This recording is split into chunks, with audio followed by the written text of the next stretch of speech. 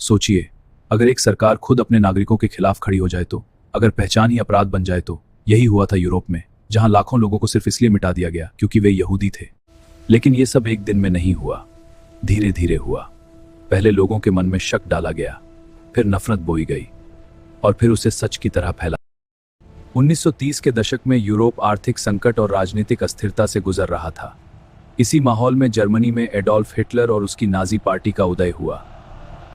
1933 Adolf Hitler सत्ता में आया। देश आर्थिक संकट में था, लोग गुस्से में थे, और उसने उस गुस्से को अपनी ताकत बना लिया था।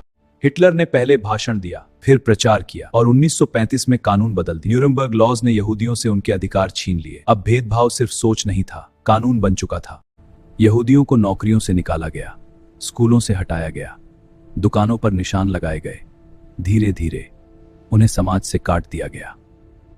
1938 एक रात दुकानों के शीशे तोड़े गए, आराधनालय जलाए गए, और सड़कों पर बिखरा कांच आने वाले तूफान का संकेत बन गया आगे।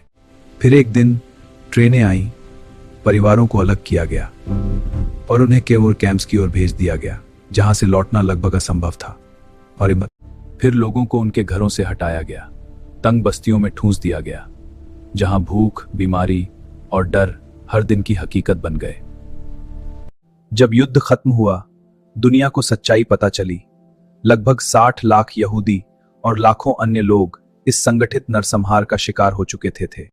हॉलोकास्ट सिर्फ इतिहास नहीं है, ये एक चेतावनी है कि जब नफरत को सत्ता मिलती है तो मानवता उसकी सबसे बड़ी कीमत चुकाती है।